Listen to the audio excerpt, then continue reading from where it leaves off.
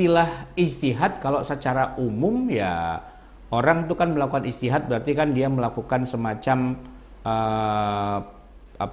upaya dalam rangka mencari kesimpulan hukum atas masalah yang dia temukan. Yang mana ijtihad ini ya, terbagi menjadi dua macam. Ada ijtihad dalam arti kata umum sekali, siapapun orang bisa melakukan ijtihad, gitu ya. Tapi ada makna kedua yang dia lebih khusus, di mana ijtihad yang dimaksud tidak seperti yang kita fahami oleh masyarakat awam. Contoh nih ya, tindakan medis, istilah tindakan medis. Saya tanya, kalau kita di tengah masyarakat ya, di tempat umum lah gitu, tiba-tiba ada orang jatuh pingsan gitu ya, atau ada kecelakaan lah gitu. Masyarakat yang ada di sekitarnya, orang-orang yang sekitarnya itu wajib nggak melakukan tindakan medis gitu?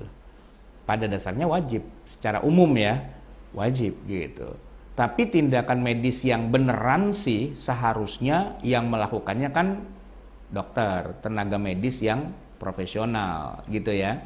Nah, tindakan medis yang paling dasar kalau kita ngomongin kita lagi sakit flu gitu ya, kan beli obat di warung. Nah, itu kan tindakan medis yang umum banget gitu. Cuman kan di merek obat itu ditulis, kalau sakit berlanjut silakan hubungi dokter, kan gitu ya. Kalau sakit berlanjut silakan hubungi dokter. Nah, begitu sakit berlanjut kok nggak sembuh-sembuh, ke dokter lah kita. Biar ditangani secara medis yang profesional. Kata kuncinya di profesionalnya itu, ya. Tindakan medis umum masyarakat awam dengan tindakan medis profesional, biar ditangani oleh orang profesional. Nah, kalau ada kecelakaan di jalan, tiba-tiba ambulan udah datang, kita halangin apa enggak ambulannya?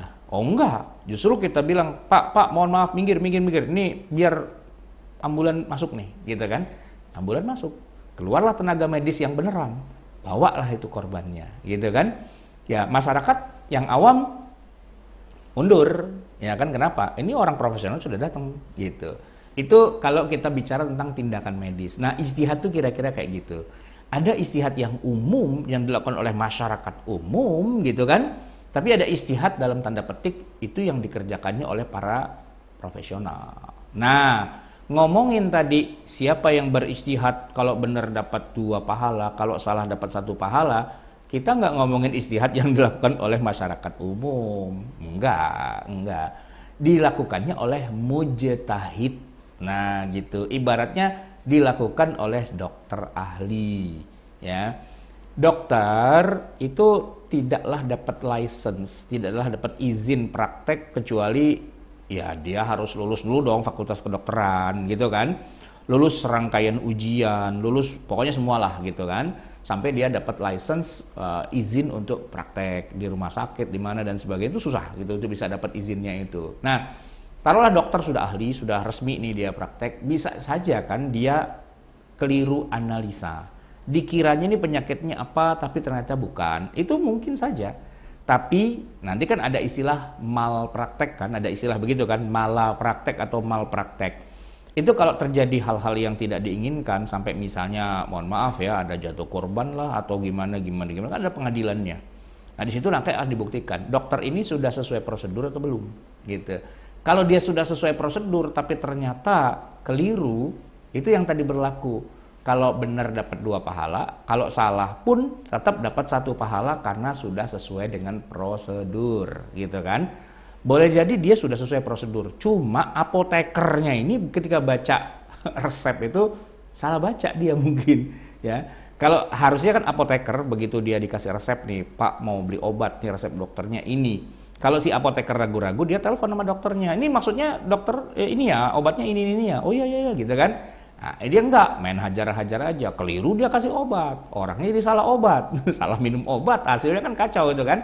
Ditelusuri dong, yang salah siapa nih? Dokter atau apoteker. Nah, mestinya sih dokter itu nggak akan keliru dalam menganalisa. Tapi kalaulah sampai terjadi keliru, dia ngasih obat yang nggak seharusnya, ya wajar gitu. Namanya juga dokter kan, dia lagi menganalisa. Bahkan kalau dia ngasih obat, biasanya obatnya kayak semacam diuji coba dulu. Coba dengan obat ini gimana ya, gitu ya. Dengan dosisnya nanti kita tambah lagi sedikit demi sedikit apa segala macam. Gitulah kira-kira kan. Jadi dokter salah itu manusiawi.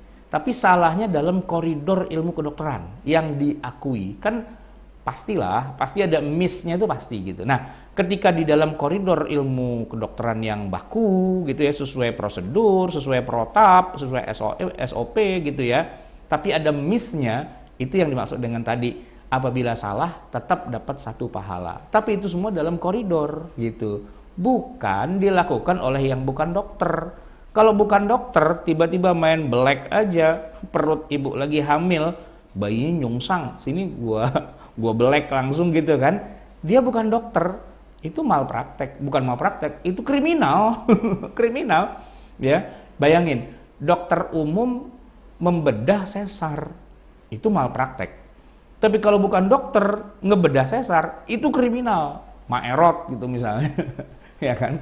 Klinik Tongfang gitu misalnya, melakukan tindakan itu kriminal, itu bisa diadukan ke polisi itu, ya kan? Kan banyak yang kayak gitu-gitu, karena kriminal, karena ini bukan orang yang berhak untuk melakukan itu, tapi dia melakukan aja pembedahan lah ini itu.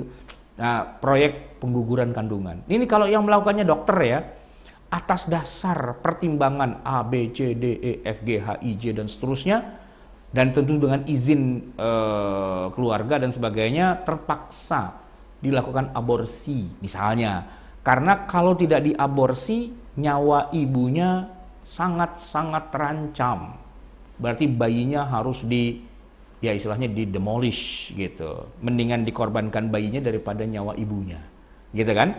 Kalau sesuai prosedur itu tindakan yang benar gitu.